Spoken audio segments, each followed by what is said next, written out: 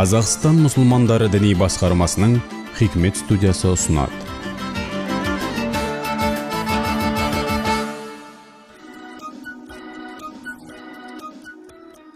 Ассалаумағалейкум ардақты ағайын, армысыздар, құрметті отандастар. Хабарымыздың бүгінгі санында Муслим газет сайтына келіп түскен таңдаулы сауалдарға жауап беретін боламыз. Микрофон алдында Ерболат Айтбайұлы, ал студиямыздың тұрақты қонағы Әзірет Сұлтан мешітінің наиб имамы, Муслим газет сайтының діни сарапшысы Руслан Хамбар мырза. Құрметті Руслан Миятбекұлы, студиямызға қош келдіңіз.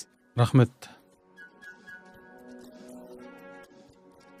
Біздің алғашқы сауалымыз әлеуметтік желіге байланысты жолданған екен. Ол сауалда Ербол есімді оқырманымыз әлеуметтік желіде қыз бен жігіт танысуға, сонымен қатар Facebook арқылы сөйлесіп, хат алмасуына болады ма деп сауал жолдапты. Жалпы бұның шариғатта үкімі қандай? Енді осыған тоқталып өтсеңіз.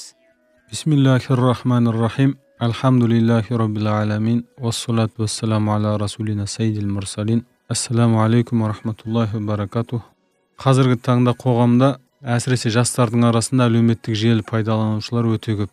Әрине, әлеуметтік желі жұмысымызды жеңілдету жағынан, ақпарат алмасу жағынан, белгілі бір жайттарды талқылап, сараптау жағына келгенде көмегі мол, пайдалы болып саналады. Әсіресе студенттерге, офис қызметкерлеріне таптырмайтын құрал. Бірақ әлеуметтік желінің залалы бар екенін де ұмытпағанымыз жөн. Көп кездесетін жайт жаңағы сауалда қойылғандай, қыздар мен жігіттердің танысу құралына айналып бара жатқандай. Тіпті әлеуметтік желіде бейәдеп суреттер жеке парақшаға салыну мәселесі. Бұл да өте залалды. Және де ең зиянды тұсы көптеген шаңырақтардың шайқалуы, отбасылардың ойраны шығуы да осы әлеуметтік желіден кеп туындап жатыр. Сондықтан әлеуметтік желі арқылы тілдесуде бетпе-бет кездесудегідей белгілі талаптар сақталған дұрыс болады. Мәселенки, біріншіден зәрулік жағдайында рұқсат етілгендей тек қажетті сұрақтармен шектелу болса.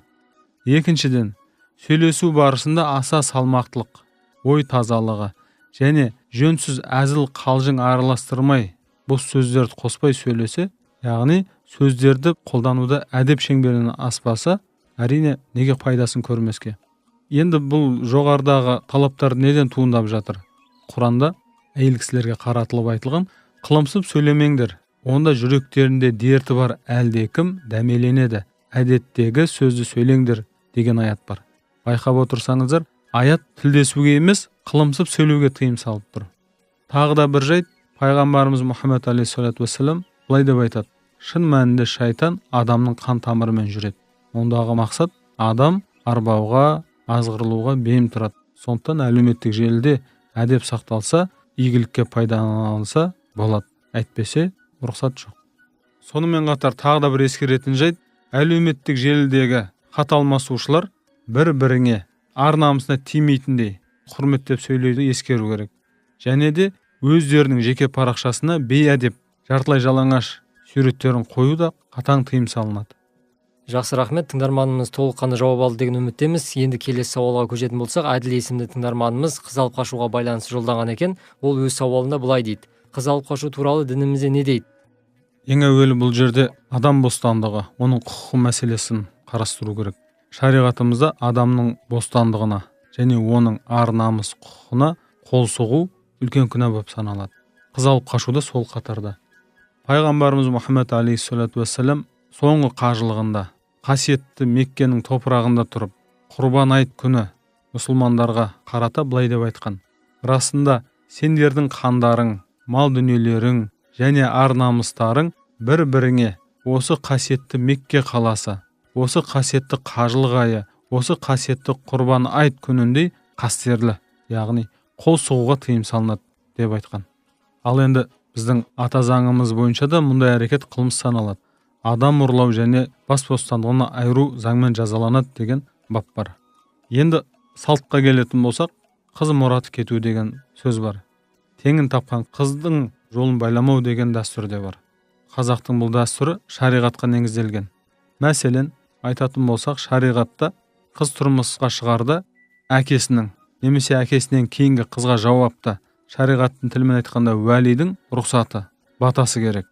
Шариғатта мынандай жайт бар: ең жақын уәли ұзақ сапарда болса, яғни әкесі, аға бауырлар секілді ұзақ сапарда болса, қыздың тең күттірмеу үшін кейінгі кезектегі уәли тұрмысқа беруіне болады деп айтылады кітаптарда.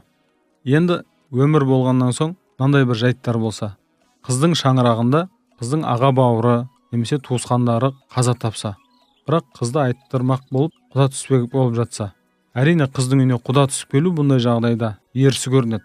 Адами тұрғыдан да, шариғат тұрғысынан да. Міне сондықтан қыз жеңгесі арқылы дейміз ба, әке шешесінен рұқсатын алып, өзінің қосағының етегін ұстап кете барады. Бұны бізде қазақшылап қызы қашыпты деп айтып жатады. Алайда бұл жерде ескеретін жайт, қыз шариғи тұрғыдан батасын алып тұр. Екінші жайт, қыздың ар-намысы тапталып тұрған жоқ, және қызға күштеп зорлықпен тұрмысқа шығып жатқан жоқ. Қызды зорлықпен тұрмысқа тіпті өзінің әкесі де беруіне рұқсат жоқ шариғат бойынша. Пайғамбарымыздың хадисіне былай келген бұл мәселе жөнінде. Ибн Аббас радиаллаху анху былай деп риуаят етеді. Бір қыз Алла елшісіне саллаллаху алейхи уассалам келіп, әкесі қыздың еркінен тыс тұрмысқа беріп жатқанын айтып шағымданады. Сонда пайғамбар саллаллаху алейхи уассалам қызға өзіне таңдау жасауға рұқсат етеді. Демек, аталмыш хадистен шығатын қорытынды соңғы шешімді қыздың өзі қабылдайды. Жақсы, рахмет. Енді келесі сауалға көшсек, Олжас есімді тыңдарманымыз намаз алдында дәрет алып болғанымда таныс қыз келіп қалды. Ол қол созған соң қолын қайтармайын деп сәлемдестім. Қызбен қол беріп амандасу дәреті бұзады ма деген сауал жолдапты. Оған не дейсіз? Бұл сауалдан екі мәселе туындап тұр. Біріншісі, қызбен қол беріп амандасу дәретті бұзады ма деген. Сауалдың екінші бөлігі, қыз баламен қол беріп амандасу шариғат бойынша рұқсат па? Сауалдың бірінші бөлігіне келетін болсақ, әйелмен қол беріп амандасу дәретті бұзбайды. Құранда мынандай аят бар. Абдулла ибн Аббас риуаят етеді. Яки әйелдеріңе қол тигізсеңдер. Аяттағы қол тигізу етістігі жақындасу мағынасын білдіреді деп түсіндіріп отырып, сахаба өзінің сөзін растап, қуаттап, Құрандағы қол тигізуден бұрын талақ етсеңіздер деген аятпен түсіндіреді. Әрине, қос аятта да Алла тағала анайы, тұрпайы сөзді көркем етіп жеткізіп тұр деп сөзін қорытындылайды сахаба. Сонымен қатар пайғамбарымыз саллаллаху алейхи уассаламның мынадай бір хадисі бар. Айша анамыз айтады, пайғамбар саллаллаху алейхи уассалам намаз оқып сәжде етіп жатқан кезде мен ұйқыда жатқан едім. Сонда менің аяғыма қол тиген кезде мен аяғым тартып алушы едім деп айтқан дерегі бар. Қорытындылай келе, әйел кісінің денесіне ер кісінің қолы тиюмен оның дәреті бұзылмайтындығын көрсетеді. Енді сауалдың екінші бөлігі. Ер адам өзіне ет жақын туыс болмаған қыз келіншектермен қол беріп амандасу мәселесі. Әрине, қол беріп жат келіншекпен амандасуға шариғатта болмайды. Пайғамбарымыз саллаллаху алейхи уассаламның өмірінен бұған өрнек алатын болсақ, сахаба әйел Рақиқа қызы Умайма былай дейді. Пайғамбарға саллаллаху алейхи уассалам бір топ ансар әйелдермен бірге келіп байғат еттік. Біз, уа Алла елшісі, сізге Алла тағалаға серік қоспаймыз, ұрлық және зина жасамаймыз, біреуге жала жаппаймыз, әміріңізге қарсы шықпаймыз деп байғат етеміз, серт береміз дедік. Сонда пайғамбар алейхиссалату уассалам шамаларың келген және көтере алатын істе бой ұсыныңыздар деп жауап берді. Біз, Алла тағала және оның елшісі бізге ерекше мейірімді. Уа Алла елшісі, келіңіз осы айтқандарымызға байғат етейік дедік. Әрине, ер кісілер байғат ету әдеті бойынша қолдарын беріп серт ететін болатын. Сонда пайғамбарымыз саллаллаху алейхи уассалам, мен әйелдердің қолын ұстап амандаспаймын. Менің бір әйелге айтқан сөзім 100 әйелге бірдей деп айтты деген риуаят келтіріледі.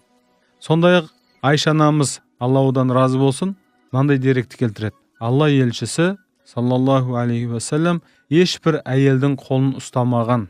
Әйелдер байғат еткенде тек сөзбен серт қабыл етуші еді деп айтты. Қорыта айтатын болсақ, қыз баламен амандасу керек болған жағдайда тек ауызша сәлем берген жөн. Ал туған апа қарындастармен қол беріп амандасу шариғатқа қайшы емес. Түсінікті. Енді келесі сауалға көшсек, біздің келесі сауалымыз бассейнге қатысты мұсылман қыз жолдап отыр екен. Ол сауалда былай дейді: мен бассейнге барғым келеді. Жүзу сүннет дегенді естіген едім. Сол жайлы хадистерде не айтылған деген сауал жолдапты. Жалпы қыз баласына бассейнге баруға болады ма? Тыңдарманымыздың қойып отқан сауалы негізі осыған саяды. Жүзуге келетін болсақ, сахаба Омар радиаллаху анхудан жеткен деректерде балаларыңа жүзуді, садақ атуды және ат бегілікті үйретіңдер деген хадисі бар. Әрине, шариғат бойынша жүзу ер кісілермен қатар әйелдерге де рұқсат. Бұл спорт түрі әсіресе қалалық жерлерде кең етек жайған. Бірақ осы жерде әйелдерге бассейнге баруда белгілі шарттар болуы қажет. Бірінші кезекте қыз-келіншектер ер кісілермен араласып бассейнге түсуіне болмайды. Арнайы тек қыз-келіншектерге арналған залдар болуы қажет. Ал арнайы зал болмаған жағдайда ер кісілер мен әйелдер екі бөлек уақытта келу жолын қарастырған жөн. Және де қоса айтып кететін жайт, қазіргі таңда жастардың арасында бас қосқан жерде суретке түсу белең алған. Бассейнге түскен кезде бассейн киіммен қыздардың суретке түсуі және соны жариялауы секілді жайттар болмаған жөн, өйткені бұл күнә. Құрметті Руслан Миятбекұлы, студиямызға келіп сауалдарымызға жауап бергеніңізге рахмет. Отбасыңызға амандық, деніңізге саулық, жұмысыңызға береке тілейміз. Міне, құрметті тыңдарман қауым, осымен бізге берілген уақыт аяқталып қалды. Бағдарлама барысында Муслим газет сайтына келіп түскен бірнеше сауалдарға жауап тыңдадыңыздар. Студиямызға келіп өздерің жолдаған сұрақтарға жауап берген Әзірет Сұлтан мешітінің наиб имамы, Муслим газет сайтының діни сарапшысы Руслан Хамбар мырза. Ал хабарды дайындап жүргізген Ерболат Айтбайұлы, әуенмен әрлеген Нұрмат Талғатұлы. Келесі кездескенше еліміз аман, жұртымыз тыныш болсын ағайын.